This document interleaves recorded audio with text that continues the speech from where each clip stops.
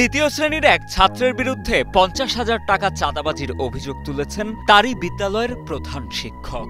শিক্ষকের দাবি, পড়া না পারায় শাসন করায় দ্বিতীয় শ্রেণীর ছাত্র নাকি তার কাছে ৫০,০০০ টাকা জরিমানা দাবি করে। যদিও অভিযুক্ত সেই দ্বিতীয় শ্রেণীতে পড়ুয়া ছাত্র জানায় শিক্ষকের কাছে কোনো টাকাই চায়নি সে।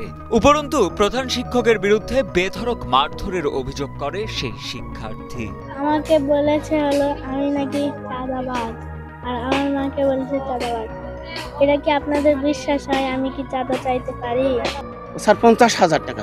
৫০,০০০ কেন? জরিমানা তো যেটুকু আঘাত পাইছে তার চিকিৎসা করতে যেটা লাগে সেটা। তোমাকে তো তেমন আঘাতও করি নাই, তোমাকে চিকিৎসা লাগানো কিছু টাকা দেওয়া লাগবে।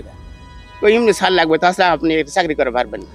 সম্প্রতি ছাত্র শিক্ষকের বিরুদ্ধে এমন পাল্টাপাল্টি অভিযোগ উঠেছে জয়পুরহাট আক্কেলপুর উপজেলার অনন্তপুর সরকারি প্রাথমিক বিদ্যালয়ে।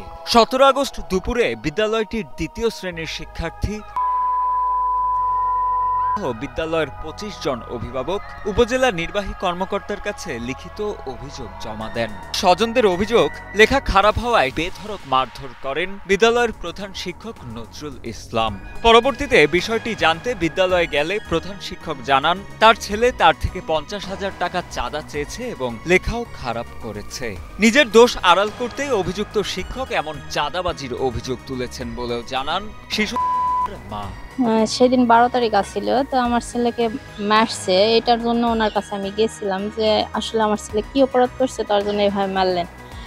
উনি তো ওই কথার কোনো উত্তর না দিয়ে আমাকে বললো যে আমার ছেলে নাকি চাঁদাবাজ, তার সঙ্গে আমিও চাঁদাবাজ। আসলে এটারই আমি একটা সুষ্ঠু বিচার চাচ্ছি। তো ইউনোর কাছে আমি অভিযোগ দিছি, দেখি প্রশাসন কি করে। যদিও অভিযুক্ত প্রধান শিক্ষকের ভাষ্য, ক্লাসে লেখাপড়ার বিষয় নিয়েই তালহাকে শাসন করেছিলেন তিনি, কিন্তু পরবর্তীতে চিকিৎসার কথা বলে শিশুটি তার কাছে ৫০,০০০ টাকা দাবি করে বসে। এমনকি পরবর্তীতে শিশু মাও তার সাথে দুর্ব্যবহার করে বলে জানান এই শিক্ষক। এভাবে ওকে আমি এটা ধরিনি যে কথা আসলে, কিন্তু সেই দিন তার মায়ের উদ্ধত আচরণে যখন সে আমাকে জুতা নিক্ষেপের জন্য উদ্ধত হয়, তখন আমি তাকে বলতে বাধ্য হয়েছি, তা আপনার জন্য হয়তো উৎসাহিত হয়েছিল এটা এরকম করে আমাকে। এদিকে তদন্ত কমিটি গঠন করে বিষয়টি খতিয়ে দেখার আশ্বাস দেন জয়পুরহাট আক্কেলপুর উপজেলা নির্বাহী কর্মকর্তা মঞ্জুরুল আলম। আসলে একজন দ্বিতীয় শ্রেণীর ছাত্র কিভাবে ৫০,০০০ টাকা নিতে পারে এটা আমাদের আসলে বোধগম্য নয়।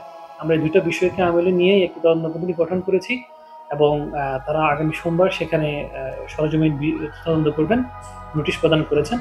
তদন্ত রিপোর্ট পেলে সত্যতা যদি পাওয়া যায় আমরা তাদের কর্তৃপক্ষ বরাবর সেটি প্রেরণ করবো এবং তাদের বিরুদ্ধে আইনানুগ ব্যবস্থা।